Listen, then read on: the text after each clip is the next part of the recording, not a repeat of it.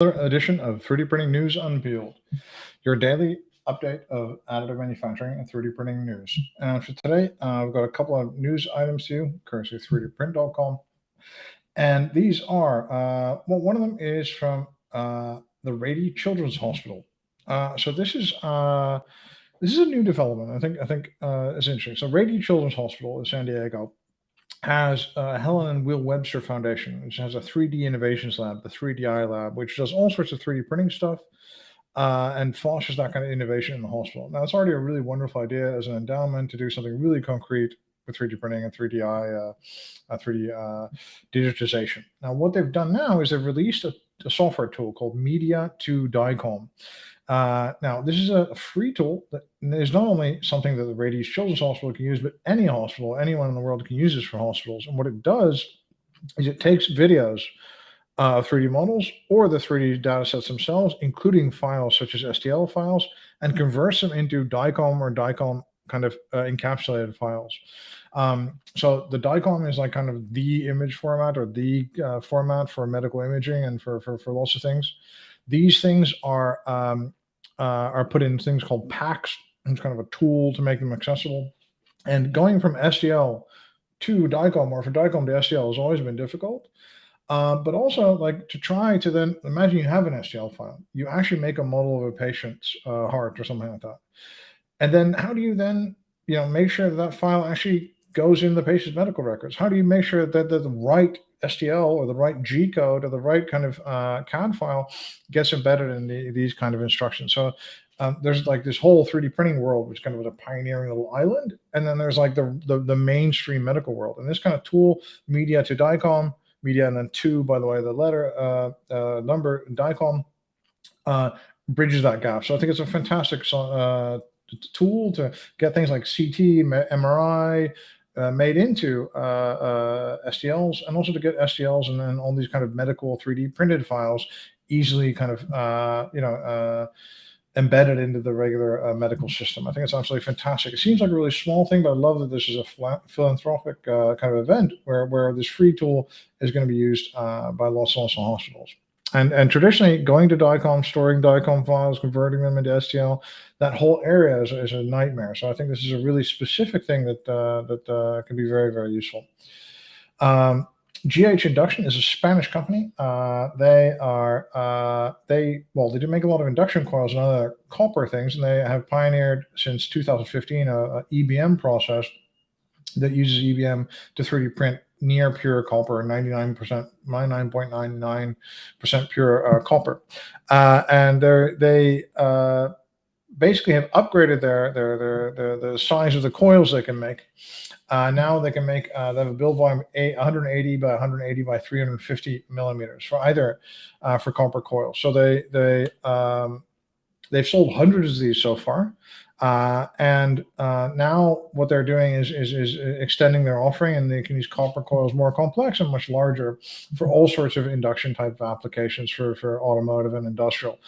What I also learned while doing this is that one of the rationales for switching to 3D printed induction coils, is not the kind of standard stuff that we seem to find always, but that the 3D printed coils have an extended service life, an extra long service life when compared to the traditionally made ones out of brazings made by hand and stuff like that. There's also cost advantages. We can do new geometries, all that kind of stuff. But the fact that the service life could be up to 400% more, up to 4 times longer service life of these induction coils is kind of course, that's something we don't see often an additive, that we can just extend the service life or something like that. What they're also doing now is they're combining copper 3D printing with polymer parts as well to make more complex things, and I didn't know that. So it's a really interesting development. Copper has been a really difficult material to print. I think BMIT and GH Induction are the only ones that are really doing it at a commercial level at the moment. I know there's labs that are working on it as well, but commercially, there's very few options for copper. You've got Markforged, which has copper on the binder jet as well, but there's not a lot of things you can do for copper if you want it. So this is always an exciting development. The next thing is that Equinor is deploying a containerized manufacturing solution. Now, we've seen a lot of news lately around containerized manufacturing. The idea of putting a shipping container with, for example, Speed 3D printer in it to print on an oil platform or to print for a military somewhere in the middle of nowhere.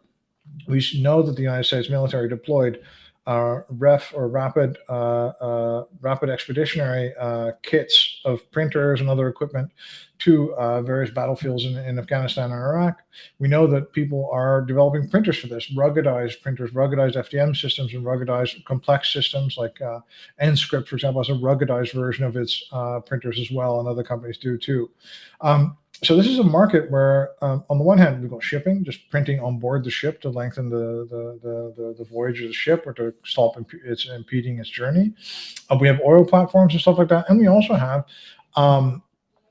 just the military, like print in the middle of nowhere, a part that really needed. And this is going to be a much bigger solution. Because think about printing in very denied areas or companies where it's problematic to import things, or in countries that are in disaster areas or something like that.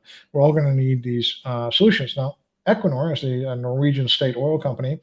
They do 100 billion a year at the moment, and they work together with Aker Solutions. At the Aker Solution yard at Stord, which is kind of on the extreme west coast below Bergen of Norway, to install a FieldMade 3D printer kind of enclosure / containerized solution.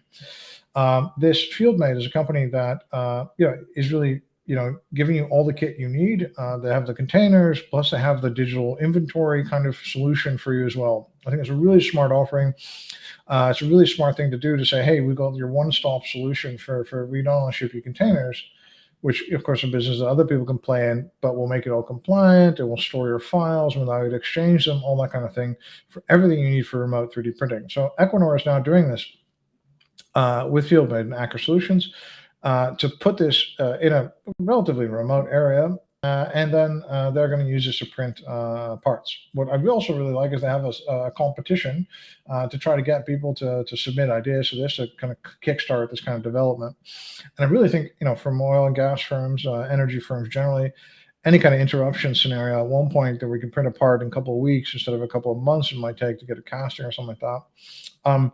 That's going to really pay back dividends, any investment in additive. But think about small improvements in this really technical environment, small ergonomic things, or small things to keep doors from catching, or small things to improve the daily life of people in these remote areas. That's also going to be a big impact. And think of just iteratively improving kind of things there. We don't know what machines they have on this, but they reportedly have 2 machines on this. One is you can guess, this is a nice little game. One is a 300 by 300 and 300 build volume and is a metal printer. And the other one is a 330 by 270 by 200 build volume and is a carbon fiber printer. Now, the carbon fiber one's easy. I got that. That's X5 or an X7 from Markforged, right? That's the continuous carbon fiber, kind of their industrial type carbon fiber machines. Now, that's interesting that they have this machine, and they have a machine that's relatively affordable, but it can really make quite strong, quite lightweight parts, as opposed to using a kind of a Ultimaker or something similar. So I'm pretty sure that build volume indicates that they have a Markforged. On the 300 by 300 by 300 build volume metal printer, I'm not so sure. I know that the DMG Mori LaserTech 30 Dual has that build volume. That would be interesting. Good win for DMG Mori in that sense. And it would really be good for them to work with this. And that really made me think, like, if you want to be a one-stop partner for a company like Equinor, what kind of position is FieldMade in to say, you know what, we work with DMG Mori and you should have their printers, or we work with Markforged. So, in some sense, the companies that are new to additive, FieldMade could be really the gateway to training, to adopting materials, to, if FieldMade says all the time, you should use Praxair, or if FieldMade says, you should use Sandvik for steel, then, a lot of companies will kind of like continue with this for a very long time. So the power of a company like FieldMade in this decision, even if people are free to choose whatever system they want, just advising them, we have good experience with DMG, that kind of stuff it could be really crucial. I think this development is really very highly impactful, not only for oil and gas, energy industries broadly, but also for the military, and also for doing good things in foreign places where we've got kind of austere environments.